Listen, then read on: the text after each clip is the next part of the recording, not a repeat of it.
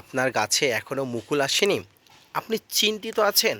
ছাদ বাগানের সাইট্রাস প্রজাতির সমস্ত লেবু গাছে মুকুল এসে গেছে, অথচ আপনি হতাশ হচ্ছেন। তাহলে আজকের ভিডিওটি আপনার জন্য। Hello friends, welcome to gardener TRIPS with Kamal YouTube channel. দেশ এবং দেশের বাইরের থেকে যারা আজকে আমার ভিডিওটি কন্টিনিউ করেছেন, প্রত্যেকে gardener TRIPS with Kamal YouTube চ্যানেলে স্বাগতম। তো ফ্রেন্ডস, আজকে আমি আলোচনা করব একটি সার, যে সারটি দিলে 7 দিনের মধ্যে আপনার লেবু গাছে প্রচুর পরিমাণ মুকুল আসতে বাধ্য। ফ্রেন্ডস, আপনারা ক্যামেরাতে দেখতে পাচ্ছেন যে আমার এখানে একটি লেবু গাছ, এই লেবু গাছে প্রচুর পরিমাণ মুকুল আসছে, কিন্তু একই ছাদ বাগানে আমার এই লেবু গাছে একদমই কোনো মুকুল আসেনি। এর কারণ কি, কিসের অভাব হতে পারে, সম্পূর্ণ তথ্য নিয়ে আজকে আমি আলোচনা করব। তো ভিডিওটি না স্কিপ করে কন্টিনিউ করবেন, তাহলে ছাদ বাগানে আপনার লেবু গাছে মুকুল না আসার কারণ এবং কি করলে মুকুল আসবে তার সম্পূর্ণ তথ্য আজকে আপনাদের সঙ্গে আলোচনা করব। তো আপনারা দেখছেন আপনাদের প্রিয় YouTube channel gardener TRIPS with Kamal. Friends, গাছে ফুল ফল আনার জন্য পটাশের ভূমিকা অনস্বীকার্য। আর আমরা এক্ষেত্রে গাছে লাল পটাশ হুবাহু ব্যবহার করে দিই। ফ্রেন্ডস, গাছে যখন আপনারা লাল পটাশ ব্যবহার করেন, এই লাল পটাশের মধ্যে প্রচুর পরিমাণ নাইট্রোজেন এবং ফসফরাস থাকে। আমরা গাছে যখন নাইট্রোজেন ঘটিত খাবার দিই, তার ফলে গাছের নতুন নতুন পাতা আসে। আর লাল পটাশ যখন ব্যবহার করি, এর মধ্যে পটাশের পরিমাণ অত্যন্ত কম থাকে, অর্থাৎ 30% থাকে। তাই যদি আমরা পটাশের চাহিদা আমরা অন্যভাবে পূরণ করতে পারি, অর্থাৎ অন্য রাসায়নিক পদার্থ দিয়ে পটাশের অধিক চাহিদা পূরণ করতে পারি, সেটি যদি প্রয়োগ করলে আপনার গাছে প্রচুর পরিমাণ মুকুল আসে বা মুকুল আসার একটা প্রবণতা শুরু হয়, তাহলে আপনারা কেন লাল পটাশ ব্যবহার করবেন? এক্ষেত্রে আমি আপনাদের বলবো, আপনারা ব্যবহার করবেন এসওপি, অর্থাৎ 0050, যেটা সালফেট অফ পটাশ।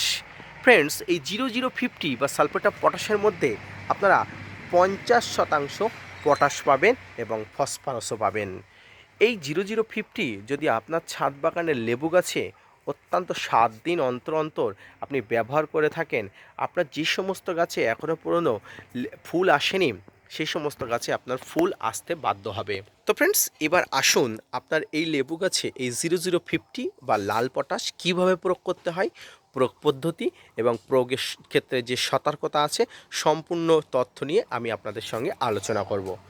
তো ফ্রেন্ডস, যে সমস্ত গাছে এখনও ফুল আসেনি, সেই সব গাছে আপনাকে যেটা করতে হবে সেটা অবশ্যই এই 0050 তো দিতেই হবে, পাশাপাশি কিছু জিনিস করতে হবে। সেটা হচ্ছে গাছের মাথাকে প্রুনিং করতে হবে। দেখুন, আমি কিছুদিন আগে প্রুনিং করে দিয়েছিলাম, প্রত্যেকটা ডালের মাথা প্রুনিং করতে হবে।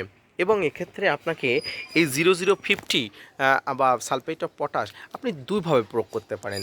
একরকমভাবে আপনি গাছের গোড়াতে দিতে পারেন এবং অন্যভাবে আপনি স্প্রে করতে পারেন।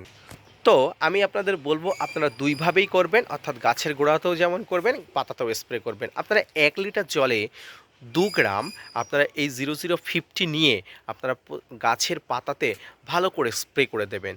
পাশাপাশি আপনারা খুব অল্প মাত্রায়, অর্থাৎ আপনাদের গাছের আয়তন এবং টবের পরিমাণ অনুযায়ী আপনারা গাছের গোড়াতে এই 0050 মাটিটা খুশিয়ে নিয়ে গাছের গোড়াতে দিয়ে দিবেন।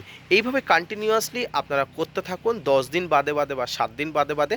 আপনারা 7 দিন বাদে বাদে করলে মাসে 4 বার করতে হবে, আপনার 10 দিন বাদে বাদে করলে মাসে 3 বার করতে হবে। আপনারা করতে থাকুন, দেখবেন চমকে যাবেন, ফুল আসতে বাধ্য, আপনার গাছে প্রচুর পরিমাণ ফুল আসবে। ফ্রেন্ডস, সামান্য একটা ভুলের কারণে আমার এই লেবু গাছে এখনও পর্যন্ত মুকুল আসেনি, কিন্তু আপনারা দেখুন, আপনারা ওইখানে দেখতে পাচ্ছেন একটা লেবু গাছ, এখানে দেখতে পাচ্ছেন প্রচুর পরিমাণ মুকুল এসছে।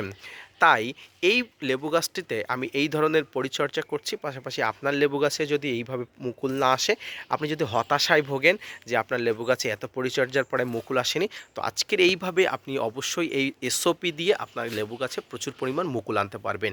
আপনি করে দেখুন, অবশ্যই হতাশাগ্রস্ত হবেন না।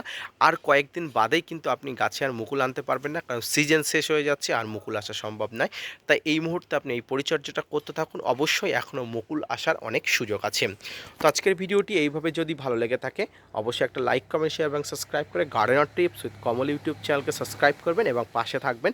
আপনারা আমাকে মোটিভেট করবেন এবং আমি নতুন নতুন তথ্য নিয়ে নতুন নতুন ভিডিও নিয়ে প্রতিদিন আসবো, যাতে আপনারা উপকৃত হন, পাশাপাশি আপনার ছাদ বাগানও উপকৃত হয় এবং ছাদ বাগানের সমস্ত গাছগুলো সম্পূর্ণ সুস্থ থাকে তার সম্পূর্ণ তথ্য আমি আপনাদের যেন দিতে পারি, সেইভাবে আপনাদের সাহায্য করব। তো ফ্রেন্ডস, আজকের ভিডিওটি কেমন লাগলো অবশ্যই একটা লাইক, কমেন্ট, শেয়ার এবং সাবস্ক্রাইব করেন, পাশাপাশি কমেন্টস করবেন, যাতে আপনাদের সমস্ত কমেন্টসের উত্তর দিতে পারি, সেই ব্যবস্থা আমি আপনাদের করব।